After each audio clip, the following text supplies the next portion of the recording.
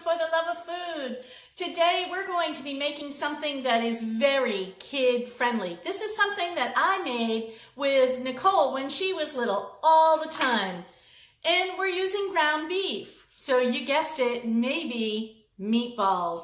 Kids love to roll those meatballs and make the tiny little balls and watch them turn into something once you cook them.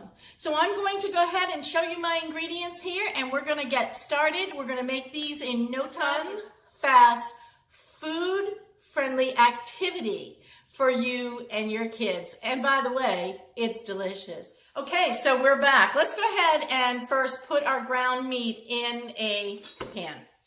And what I'm going to be doing, this is about a pound. It could be a little more than a pound, but I'm going to say go with like a pound of meat.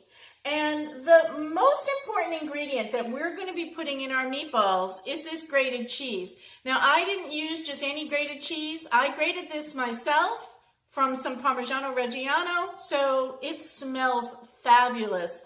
If you are just making these for the kids, they'd be happy with that stuff that comes from the store, but I like to just grate my own. So let's go ahead and add our cheese. We added 1 cup of cheese to a pound of meatballs.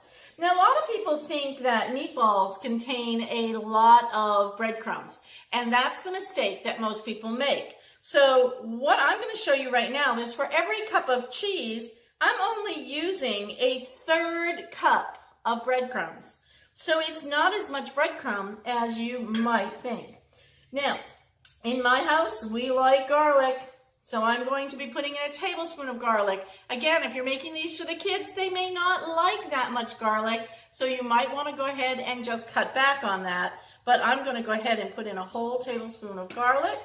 We're going to be using a tablespoon of parsley. Now, I'm using dried parsley only because I don't have any fresh parsley available to me right now. We're in the middle of winter here in the South, so my parsley has passed. But if you want to use fresh parsley, I would recommend it. But today we went with the dried, and it will be fine. We're going to add in a teaspoon of salt. We're going to add in a 1/4 teaspoon of pepper. We're going to put in a 1/4 teaspoon of onion powder. If you don't have onion powder, you could use out onion salt, but just cut back on the amount of salt you use. And we're going to use a 1/4 teaspoon of dried garlic.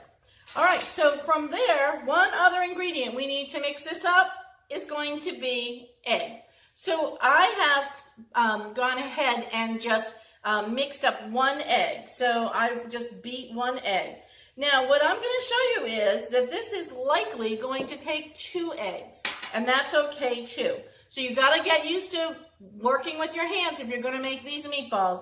So what you want to do is you want to be able to mix all the ingredients without making the meat too tough. So what we do is we just kind of move it around in the pan very lightly, not squeezing it yet. Just kind of move it around till all our ingredients start to come together. Now, I knew that I was likely going to need another egg. What I'm going to do is I'm going to put the egg in there without even having it be conventional. How do I know I need another egg? See how, and I'm going to let that just come back. There we go. See how dry this is? I want this to be moister so that my meatball sticks together. So let's go ahead and just put in a 2nd egg. And this one, I'm not even going to beat. I'm just going to drop it right in. And we're going to move it around, and it's going to mix up just fine. So now I'm going to show you the consistency that we're looking for in our meatball. So now we can start squeezing just a little bit to see about our consistency, and we can see that our meatball is now pulling away from the sides of our pan, which is showing me that it's moist enough, and you don't want it too wet. So if you have any liquid in the bottom of this, you're going to want to add some more cheese and breadcrumb, and then we can just start to go ahead and roll. Now notice, I'm not going to handle these too much.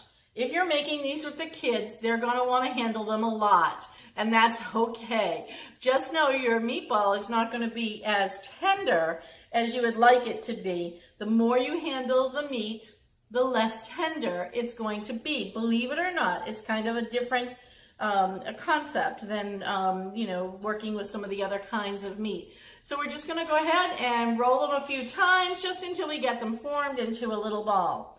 All right, I'm going to go ahead and I'm going to continue to roll my meatballs. And the key to this is try and keep them as consistent as possible. Now, they don't have to be perfect.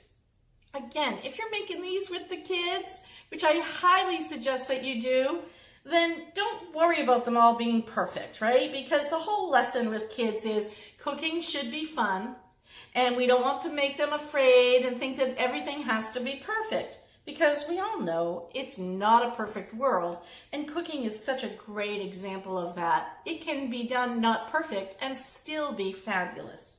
All right, so I'm going to finish rolling these, and I'll be back in just a few minutes to show you how I'm going to cook these. There are two methods that you can use. You can fry them in a pan, or you can bake them in the oven, and both ways come out just as good. All right, so we'll see you in a few minutes. Thanks for watching For the Love of Food. All right, so here you can see we've got our meatballs, and the method I chose to use was bake them in the oven. I'm going to bake these in the oven at 350 for approximately 25 to 30 minutes, and then we'll check them and see how they're coming along. If you're going to plan to eat these meatballs right away, you're going to want to make sure that they're cooked all the way through. I am planning to use these later for a sauce, so mine will not have to be cooked all the way through because they're going to go into a very hot pasta sauce and be sitting in there for maybe a half a day, so they will continue to cook in there. But regardless, even if you were going to use these for sauce, I always cook them a little bit first so that they firm up and don't fall apart inside the sauce. All right, I'll be back in just a few minutes to show you what these look like when they are done.